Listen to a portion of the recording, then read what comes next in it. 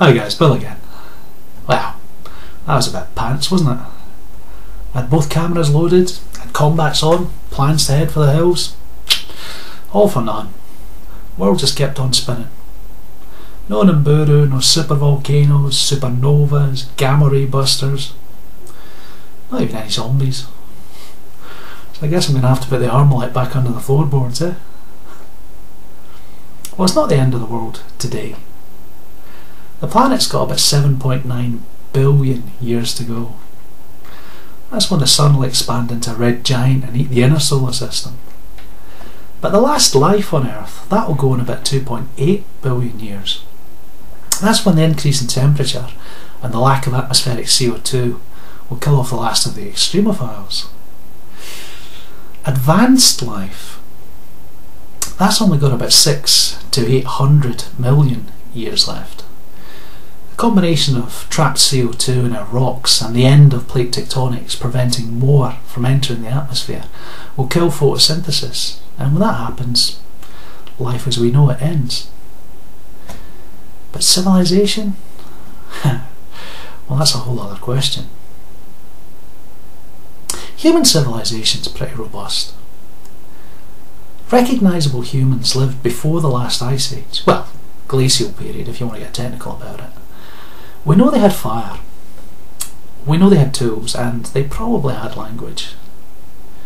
About 70,000 years ago they started behaving the way we do today. They started trading, they started exploring, they started painting, and they started refining their tools. So we've had civilization of a sort for a very long time now.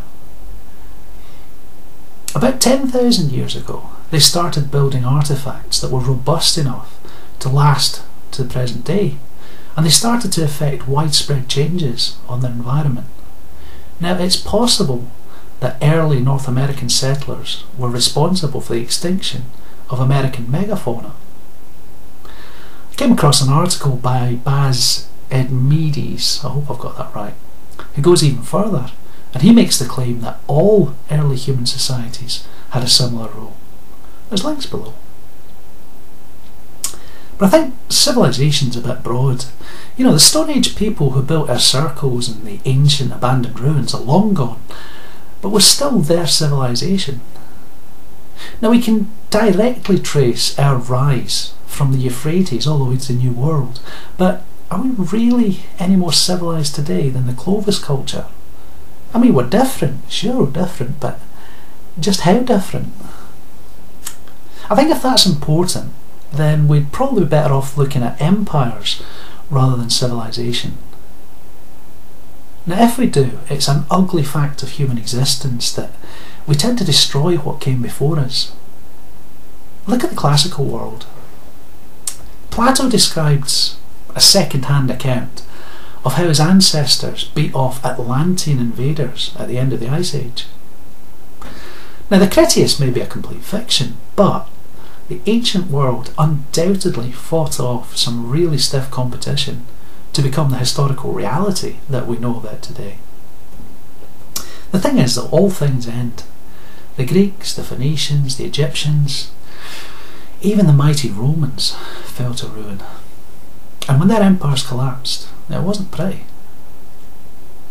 More recently, we've started to see empires receding. Now, that's not nearly so dramatic. You know, just quietly back away from the colony, make all sorts of offers of future trade and support. It's a much better way of doing business. You know, it avoids all those barbarian hordes and the vanquishing armies. There's a lot less rape and pillage these days. So what about our current empire or our current civilization? You know, how likely is that to end? Well, hopefully it won't end. We've matured enough as a global community to combine our efforts to combat global threats. Disease, famine, even wars are things the whole world works together to try and prevent. And sometimes we even manage to do it. There's certainly hope for the future there. But the world isn't Western civilization. In fact, civilization isn't Western civilization. The world could quite happily do without us. In fact, give it half a chance and it will do without us. There are always barbarians at the gate, people. If you get complacent enough, they're going to kick your gate in. So as I see it, we've got some major threats to face, both inside and outside our modern world. Religious extremism is one. I mean, the creeping advance of Islam into our secular organisations is terrifying. If a political movement murdered people for drawing cartoons or writing books, we'd ban it. National Socialism is still illegal in Germany for that reason, just as communism was illegal in the Russian Federation for over a year after it was created. But here in the West, for reasons that completely escape me, we aren't allowed to acknowledge that a faction that actively campaigns against our national and international interests, to the point of supporting the murder of our protectors and our fellow citizens, we're not allowed to acknowledge that as a real threat. We aren't allowed to take effective action against it because that's Islamophobia. And meanwhile, Sharia courts are now in session, ruling on matters of marriage, property and finance in most Western countries. Now this, again, would be deeply disturbing if it were just a political movement.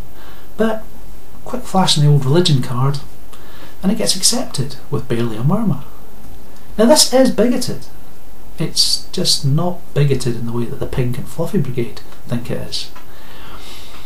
How patronising is it to the Muslim faith that it gets a collective pat in the head and a there every time somebody insults the Prophet? In Western society, where all the main religions are constantly parodied? And more importantly, how hard is it to be a moderate Muslim in the West when politicians, law enforcement and even the media default to supporting Muslim extremists at every turn? I've said it before, there's a great deal of good in religion, but we have to be able to point out the bad. Otherwise, that's all we're going to end up with. I don't particularly want to live under any religious regime, but the possibility of Britain becoming an Islamic republic grows every time our leaders cowardly back down from the extremists.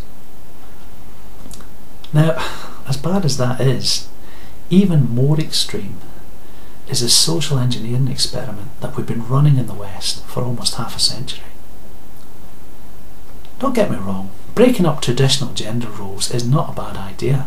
I mean, it potentially doubles the workforce overnight, and legally enforcing equality of opportunity is another surefire winner. But actively pursuing a pogrom against half your population based only on their gender it's national and cultural suicide. Historically, ruling elites set a country up to suit themselves.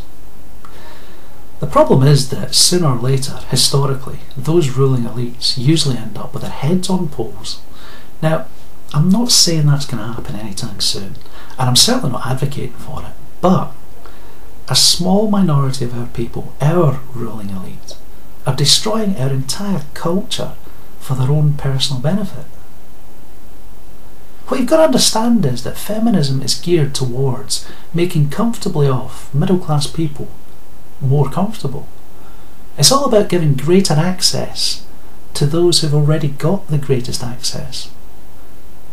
I've put a link below to The Onion and a comedic routine parodying rad films.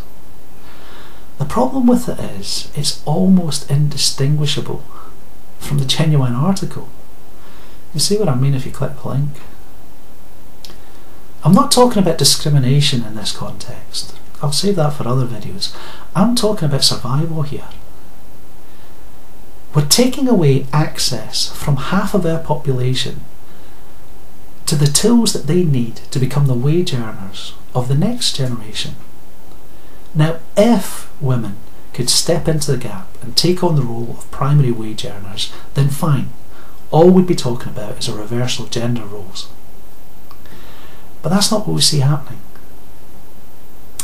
In spite of vastly increased access to the necessary tools, to education, to affirmative action employment prospects, to outlawing closed shops, women continue to make choices that see them earning 60 to 80% of what their now much less numerous male colleagues do.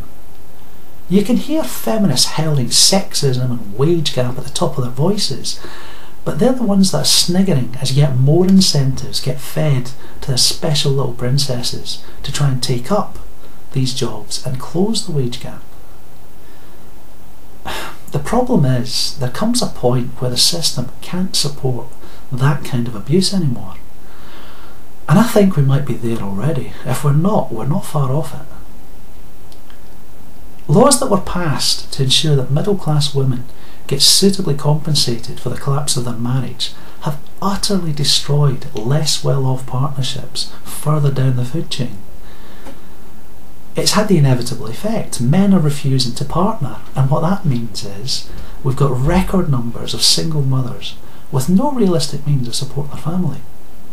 Now, the state provides benefits to prevent their children from starving, but when their numbers are growing at an alarming rate, and the next generation of wage earners will only apply themselves to achieving perhaps as little as 60% of what the current generation's wage earners are earning.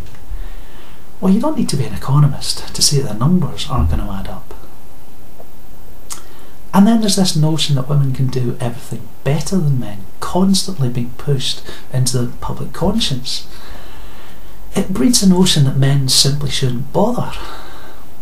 Now that's a dangerous thought. This is a time when our working men are getting older, and there's neither female nor male replacements becoming apparent. I've put more links below, but basically women aren't prepared to do certain kinds of work. Now that's going to be a major problem if suitably qualified male candidates aren't available, and they won't be available because they're being denied the education and the training they need to enter fields that women simply aren't interested in.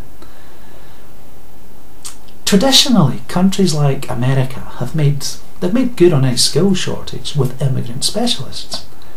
Now, the economic success of foreign-born doctors, engineers, scientists, it's a cornerstone of American industry.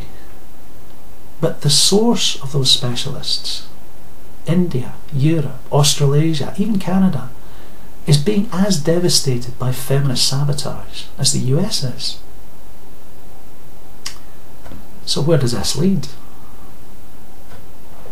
An economic meltdown could see us back to pre-industrial treatment of the general population.